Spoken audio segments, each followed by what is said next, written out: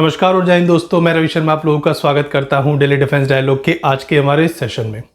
दोस्तों, सन 2047 में भारत और पाकिस्तान दोनों ही अपनी अपनी आज़ादी की 100वीं वर्षगांठ मना रहे होंगे। दोनों ने ही अपने कुछ लक्ष्य, कुछ विजन यहाँ निर्धारित किए हैं। जैसे कि भारत के प्रधानमंत्री ने कुछ समय पहले कहा था कि 2047 तक भारत कोशिश करेगा कि भारत एक विकसित राष्ट्र हो जाए। इसी तरह हमारी एयरफोर्स के, हमारी आर्मी के, हमारी नेवी के, इन सभी के अपने अपने लक्ष्य 2047 के लिए हमने निर्धारित किए हैं। इसी तरह पाकिस्तान की एयरफोर्स ने भी 2047 तक एक ऐसा विजन, एक ऐसा लक्ष्य निर्धारित किया है जो कि अगर पाकिस्तान ने यहां पर अचीव कर लिया तो न सिर्फ साउथ ईस्ट एशिया में बल्कि अपने कंपेरेबल साइज की जितनी भी दुनिया में एयरफोर्स हैं उनमें सबसे ज़्यादा मॉडर्न, सबसे ज़्यादा लीथल एयरफोर्स पाकिस्तान की बन जाएगी। और अगर ऐसा होता है तो भारत के लिए ये सिर्फ खतरे की घंटी नहीं है बल्कि ये खतरे का बड़ा सायरन है जो कि भारत के लिए आज बज रहा है। भारत की अप्रोच 2047 तक पाकिस्तान की अप्रोच से कहीं ना कहीं पिछड़ रही है और यही चीज़ आज के हम इस अपने सेशन में कवर अप करने जा रहे हैं। हम आपको बताएंगे कि पाकिस्तान ने 2047 के लिए ऐसा क्या प्लान बनाया है जिससे भारत के लिए एक खतरा पैदा हो गया है और जिससे पाकिस्तान की एयरफोर्स दुनिया में सबसे ज़्यादा लीथल, सबसे ज़्यादा मॉडर्न बन सकती है। तो यही सारी चीज़ें हम अपने आज के सेशन में कवर अप करने जा रहे हैं। तो शुरू करते हैं हम अपना आज का सेशन। दोस्तों, हम बात कर रहे हैं प्रोजेक्ट अज़्म की। प्रोजेक्ट अज़्म का नाम आपने कुछ समय पहले हमारे सेशन में सुना होगा जब हमने पाकिस्तान के JF-17 के लेटेस्ट वेरिएंट यानी कि ब्लॉक 4 जो कि अभी अंडर डेवलपमेंट है, जिसको पाकिस्तान का JF-17 PFX के नाम से भी जाना जाता है। तो इस एयरक्राफ्ट के रिलेशन में आपने प्रोजेक्ट अज़्म का नाम सुना होगा। दरअसल प्रोजेक्ट अज़्म की शुरुआत 2017 में हुई थी जब भारत ने अपना एमका बनाना शुरू किया था, उसको डिज़ाइन एंड डेवलप करना शुरू किया था। उसी समय पाकिस्तान भी अपने 5th जनरेशन एयरक्राफ्ट को लेकर के अपने जो वर्क हैं वो शुरू कर चुका था और ये प्रोजेक्ट अज़्म उसी को लेकर के है। तो प्रोजेक्ट अज़्म के तहत पाकिस्तान ने 3 ऐसे गोल्स यहाँ डिसाइड किए थे जिसमें सबसे ज़्यादा इंपॉर्टेंट गोल था 5th जनरेशन फाइटर एयरक्राफ्ट को बनाना, उसके अलावा यहाँ पर एक मेल UAV बनाना और कुछ म्यूनिशंस को डेवलप करना। ये पूरा का पूरा एक बड़ा प्रोजेक्ट था जिसको प्रोजेक्ट अज़्म के नाम से जाना जाता है।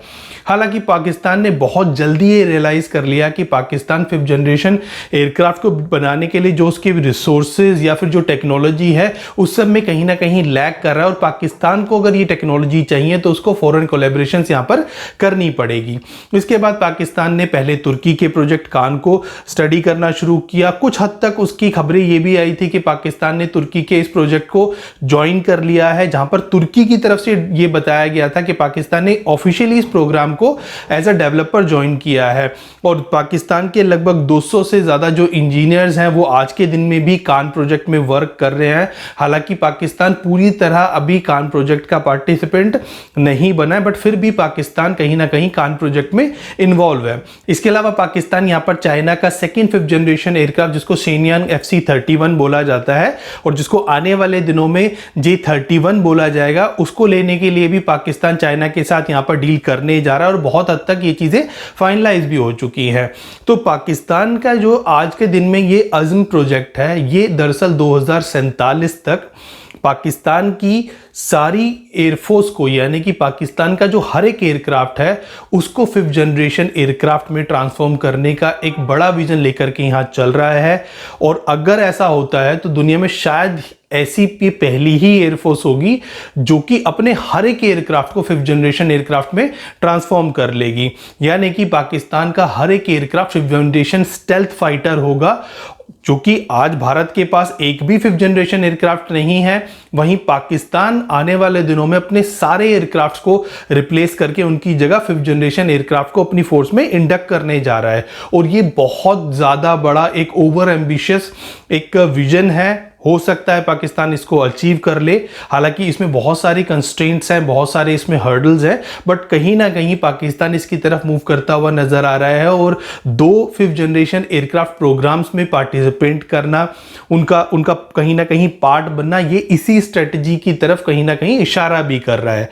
तो इस तरह पाकिस्तान का ये जो प्रोजेक्ट अज़्म है ये आज के दिन में बहुत बड़ी चर्चा का विषय बना हुआ है, जहां पर पाकिस्तान 3 टाइप ऑफ एयरक्राफ्ट यानी कि पहला तुर्की का कान, दूसरा यहाँ पर FC-31 यानी कि J-31, और तीसरा जो एयरक्राफ्ट यहाँ पर बनाया जाएगा वो पाकिस्तान खुद उसको डेवलप करेगा, यानी पाकिस्तान खुद भी इंडिजीनियस लेवल पर एक 5th जनरेशन एयरक्राफ्ट बनाने की तैयारी कर रहा है।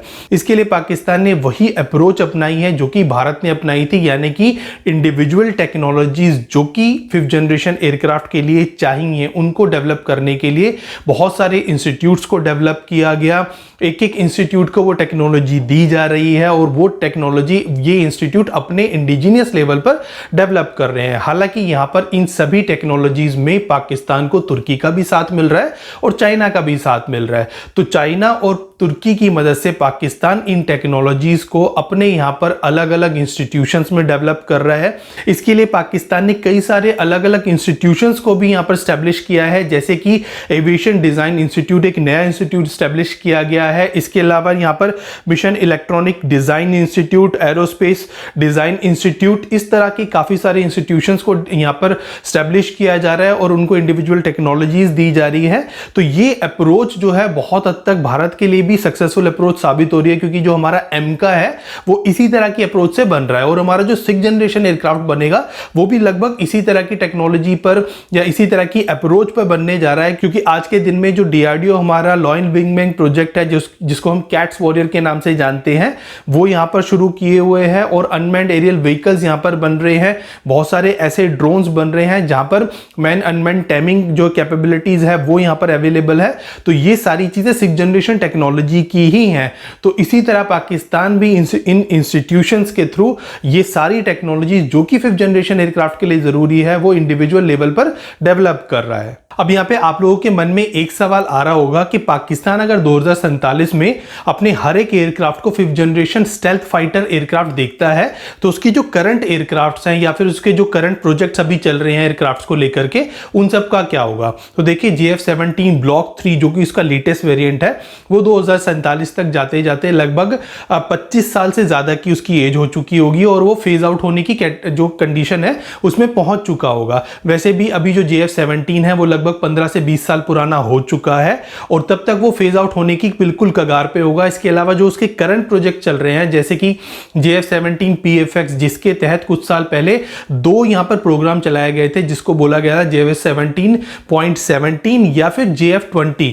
तो JF-17.17 लगभग एक 5th जनरेशन एयरक्राफ्ट जैसा एक एयरक्राफ्ट यहां पर बनाने के बारे में विचार किया गया था, जिसके अंदर 2 बड़ी टेक्नोलॉजीज यहां पर इनकॉर्पोरेट की जानी थी, जिसके अंदर IBW यानी कि इंटरनल वेपन बे और यहां पर डाइवर्टरलेस सुपरसोनिक इनलेट्स, और ये दोनों जो टेक्नोलॉजी है वो 5th जनरेशन एयरक्राफ्ट की टेक्नोलॉजी है। हालांकि जो JF-20 है वो बहुत अलग एयरक्राफ्ट था और शायद पाकिस्तान उसकी तरफ नहीं जाएगा, क्योंकि पाकिस्तान नहीं चाहता कि JF-17 प्रोग्राम को बियॉन्ड JF-17.7 के आगे ले जाया जाए। इसके बाद जो डिजाइन होगा वो कंप्लीटली डिफरेंट होगा, नया होगा। तो इसीलिए मोस्ट प्रोबेबल यहां पर जो प्रोग्राम है वो JF-17.7 है, जिसके तहत ये दोनों टेक्नोलॉजीज यानी कि IBW और DSI जो टेक्नोलॉजी है ये दोनों इनकॉर्पोरेट की जाएंगी इस एयरक्राफ्ट के अंदर। हालांकि इंटरनल वेपन बे एक बहुत ज्यादा कॉम्प्लेक्स चीज है और हो सकता है कि वो इस एयरक्राफ्ट के अंदर इनकॉर्पोरेट ना भी की जाए। तो यहां पर DSI के होने से भी इस एयरक्राफ्ट का जो IR सिग्नेचर है वो सिग्निफिकेंटली रिड्यूस हो जाएगा। इसके अलावा बहुत सारे अदर जो स्टेल्थ फीचर हैं वो इस एयरक्राफ्ट के अंदर इनकॉर्पोरेट करने के बारे में बातचीत चल रही है। तो कुल मिलाकर के जो एयरक्राफ्ट बनेगी यानी कि JF-17.7 वो भी लगभग 5th जनरेशन एयरक्राफ्ट जैसा होगा। तो इसीलिए हम कह सकते हैं कि पाकिस्तान के 2047 तक जो उसके करंट एयरक्राफ्ट हैं वो या तो फेज आउट हो जाएंगे या फिर जो करंट प्रोजेक्ट्स उसके चल रहे हैं वो 5th जनरेशन के बराबर के एयरक्राफ्ट प्रोड्यूस करेंगे। इसके अलावा पाकिस्तान दुनिया के बहुत सारे देशों के साथ कोलैबोरेट भी कर रहा है, जैसे कि चाइना और तुर्की जैसे देश जो कि 5th जनरेशन एयरक्राफ्ट बना रहे हैं और इन एयरक्राफ्ट्स को पाकिस्तान को देने के लिए भी तैयार है। तो पाकिस्तान खुद भी 5th जनरेशन एयरक्राफ्ट बना रहा है, बाहर के देशों से भी 5th जनरेशन एयरक्राफ्ट ले रहा है, खुद 4.5 प्लस जनरेशन के एयरक्राफ्ट उसके जो है बनने की उसकी तैयारी हो रही है। तो कुल मिलाकर के पाकिस्तान का जो विजन है बहुत हद तक यहां पर क्लियर है कि वो 2047 तक अपने हर एक एयरक्राफ्ट एयरक्राफ्ट को 5th जनरेशन एयरक्राफ्ट बनाना चाहता है।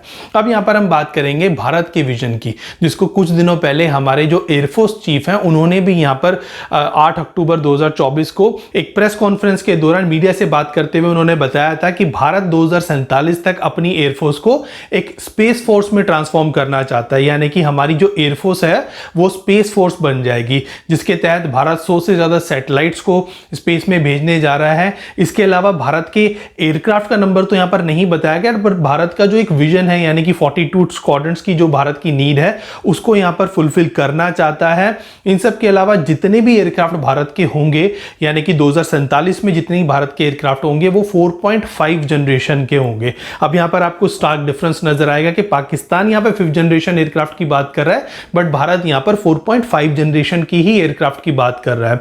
हालांकि भारत यहां पर कुछ रियलिटीज को भी एक्सेप्ट कर रहा है कि भारत अपने जितने भी एयरक्राफ्ट हैं उनको पूरी तरह इंडिजीनियस लेवल पर ही बनाएगा। तो ये भारत का एक पॉजिटिव और एक बहुत अच्छा इनिशिएटिव है कि भारत 4.5 जनरेशन ही सही, बट भारत चाहता है कि जितने भी एयरक्राफ्ट 2047 में भारत के पास हो वो पूरी तरह मेक इन इंडिया हो या फिर मेड इन इंडिया हो, इंक्लूडिंग यहां पर सुखोई भी 2047 तक भारत यूज करने के बारे में विचार कर रहा है और मुझे लगता है 2060 तक भारत सुखोई को यूज करता रहेगा। इसके अलावा रफाल जो कि आज खरीदे गए हैं वो भी लगभग 2047 तक तो भारत यूज करेगा ही करेगा। और इसके साथ साथ जो हमारा MRFA प्रोजेक्ट है जिसके तहत भारत 110 मल्टी रोल फाइटर एयरक्राफ्ट किसी फॉरेन कंट्री से बाय करने जा रहा है, जहां पर भारत को 4.5 प्लस जनरेशन का एक मल्टी रोल फाइटर चाहिए था।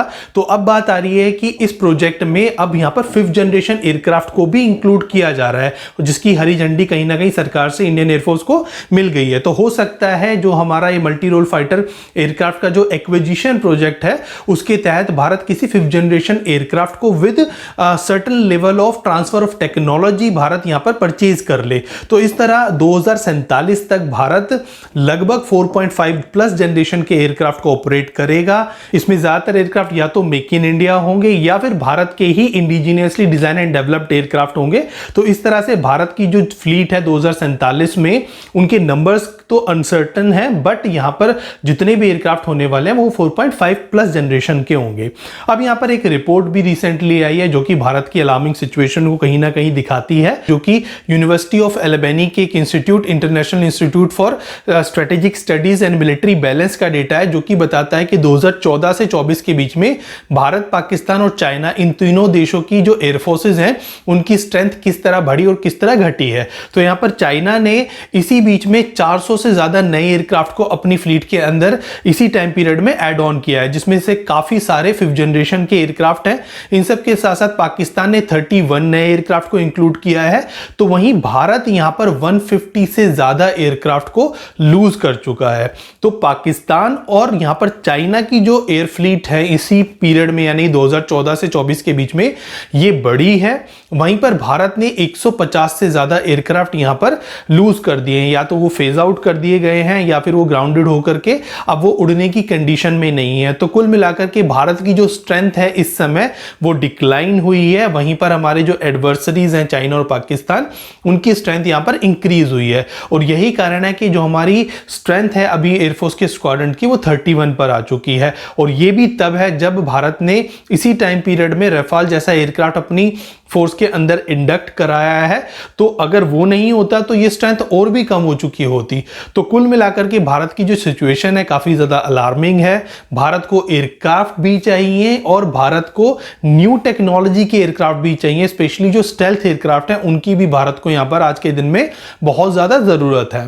तो इस तरह 2047 में भारत का जो विजन है वो अपने नंबर ऑफ एयरक्राफ्ट को बढ़ाने का, यानी कि अपनी जो सैंक्शन स्ट्रेंथ है उसको 42 तक पहुंचाने का है। इसके अलावा भारत एविएशन सेक्टर में पूरी तरह आत्मनिर्भर भी होना चाहता है, यानी कि 2047 में जितने भी एयरक्राफ्ट हम यूज कर रहे हो वो सारे इंडिजिनियसली बिल्ट हों। इसके अलावा पाकिस्तान की जो अप्रोच है वो न सिर्फ अपने नंबर ऑफ एयरक्राफ्ट को बढ़ाने की है, बल्कि पाकिस्तान 2047 तक अपने हर एक एयरक्राफ्ट को लेटेस्ट टेक्नोलॉजी जैसे कि 5th जनरेशन टेक्नोलॉजी से भी लैस करना चाहता है। तो यहां पर पाकिस्तान की जो अप्रोच है वो ज्यादा मॉडर्न और ज्यादा एग्रेसिव नजर आती है। हालांकि पाकिस्तान के सामने बहुत सारी कठिनाइयां, बहुत सारे चैलेंजेस यहां पर है, जिसमें फाइनेंशियल एक चैलेंज तो पाकिस्तान के सामने है ही, इसके अलावा यहाँ पर टेक्नोलॉजिकल चैलेंज और R&D जो फैसिलिटीज हैं वो भी पाकिस्तान के पास नहीं है। बट पाकिस्तान चाइना और तुर्की जैसे देशों की मदद से इस लक्ष्य को हासिल कर सकता है, और आज के दिन में पाकिस्तान के जो स्टेप्स हैं वो इसी तरफ कहीं ना कहीं इशारा भी करते हैं। अब आज के इस सेशन को हम यहीं विराम देते हैं, जल्द आपके सामने फिर हाजिर होंगे इसी तरह का एक और इंटरेस्टिंग टॉपिक लेकर के। तब तक आप देखते रहिए डेली डिफेंस डायलॉग। हमारे चैनल को लाइक कीजिए, सब्सक्राइब कीजिए, अपने कमेंट भेजना बिल्कुल भी ना भूलिएगा। तब तक के लिए जय हिंद।